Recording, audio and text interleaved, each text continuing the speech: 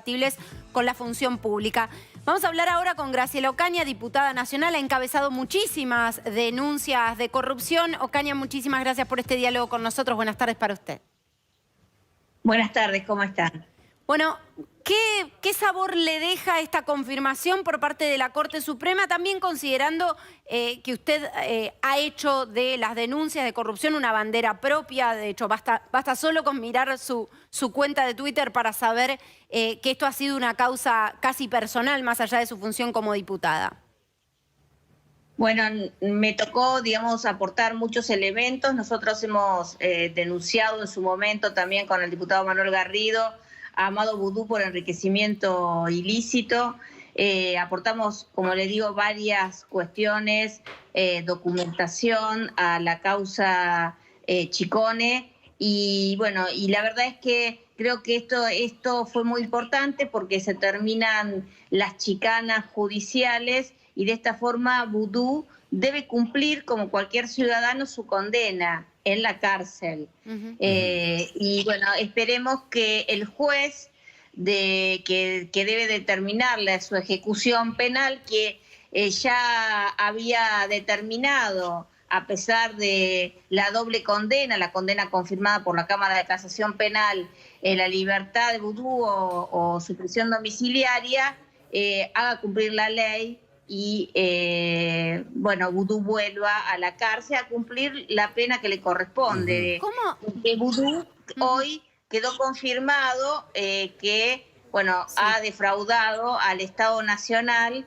y, bueno, y sería importante también que el Estado se ocupe de recuperar parte de esos fondos que nos costó a todos los argentinos, ¿no? Bueno, eso también implicaría un paso más allá que tiene que ver con la extinción de dominio. Sobre eso me gustaría preguntarle más adelante, pero quiero preguntarle por un paso previo. ¿Cómo llega a salir de prisión Amado Vudú? ¿Bajo qué argumentos? ¿Cuál es su mirada al respecto? Porque recién Nico explicaba, lo resumía muy bien, que tenía que ver con algo vinculado con el contexto de la pandemia, pero ¿estaban los elementos para que esto sucediera? Bueno, él se amparó en la pandemia y en la situación familiar para pedir esta prisión domiciliaria. La verdad es que Vudú no es una persona de riesgo, no se le conoce que tenga ninguna enfermedad que pueda, digamos, ser concomitante, que agrave el contagio por COVID. Y la verdad que lo único que encontramos es que fue un cambio de gobierno con el gobierno de los Fernández, que justamente benefició al vicepresidente de Cristina Fernández de Kirchner. Yo creo que fue una decisión más política en otro sentido, y ahora, digamos, y amparado en que no había una sentencia firme, ahora ya hay una sentencia firme, el juez debe revocar esta decisión y enviar a Amado Vudú a prisión, como cualquier ciudadano. Creo que es lo que corresponde. ¿Cómo le va, Vudú Ocaña? gozó, Sí. sí, que Vudú gozó durante muchos años de la impunidad del poder. Eso le iba Y a preguntar. Iñaki lo sabe muy bien, porque Sí. Vudú amenazó a una persona que creo que puso luz sobre toda la actividad y sobre todos los negociados de Vudú, que fue Laura Muñoz, y persiguió a todo aquel que lo denunciaba. Así que a mí me parece que dado el fallo, digamos, dado las pruebas, dado todos los elementos que han determinado que Vudú es un corrupto, Vudú tiene que volver a la cárcel. ¿Cómo le va, Ocaña? Justamente le iba a preguntar sobre eso. Hay una parte de la militancia más cercana a Cristina Kirchner que está diciendo que Vudú fue víctima de la guerra judicial, cuando en realidad el caso Chicone empieza en el 2012, en pleno gobierno K, cuando él recién había asumido la vicepresidencia. ¿Nos podría contar cómo fue que el Estado en aquel momento ayudó a Vudú a quedarse con Chicone y después a beneficiarlo en otros temas, sobre todo en la expropiación de esa empresa? Bueno, justamente Vudú usó todo su poder para presionar a una empresa que tenía obviamente muchos problemas económicos, pero que también fue condicionada por el propio Estado, que no le pagaba, porque Chicone Calcográfica era una empresa que dependía mucho sus trabajos del Estado Nacional. Entonces hicieron una maniobra para ahogarla, más los problemas financieros y económicos que evidentemente tenía la empresa. Vudú vio la oportunidad de quedarse con lo que significaba la empresa, la única empresa en la Argentina que podía emitir o producir dinero, imprimir dinero.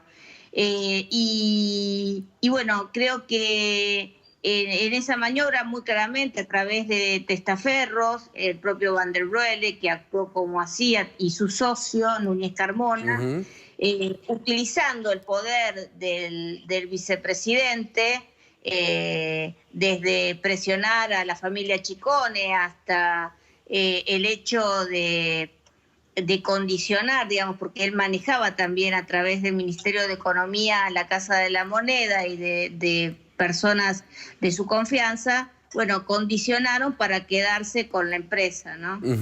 Ahora, ¿usted cree que Vudú hizo todo esto sin que Néstor Kirchner primero, que estaba en vida cuando le entró a Chicone, y después Cristina Kirchner en el poder, supieran que él estaba trabajando en el tema Chicone? Mire, a mí me parece que Cristina Kirchner pudo no haberlo sabido al principio, pero después Nicolás, cuando esto se hizo público, cuando la denuncia llegó por parte de los medios, por parte a la justicia, es evidente que Cristina Kirchner amparó este negocio y protegió a Vudú. Por un lado, llegó a echar hasta un procurador de la Nación porque un fiscal, el doctor Rívolo, había conseguido en el juzgado del doctor Rafecas un allanamiento a la casa del vicepresidente, donde se encontró muchísimas pruebas, ¿no? que corroboraban toda esta maniobra. Digamos, la persona que supuestamente Vudú no conocía y que había comprado Chicone vivía en su departamento, para tener una idea de la mentira. Pero Cristina no solamente hizo eso, sino que después, para tapar todo el escándalo, cuando el escándalo era muy grande, mandó una ley al Congreso para expropiar a Chicone Calcográfica. Y debe ser el único caso de una expropiación votada en el Congreso donde no ha aparecido hasta el momento el dueño a quien pagarle por la empresa. Es el único caso de la historia de la economía argentina.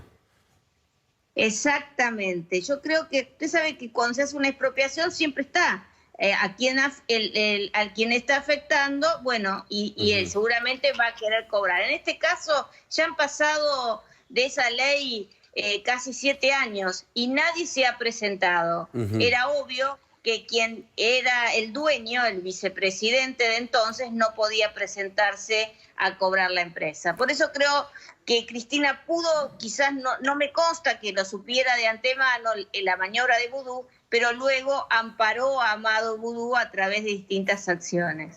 Gracias, Ocaña.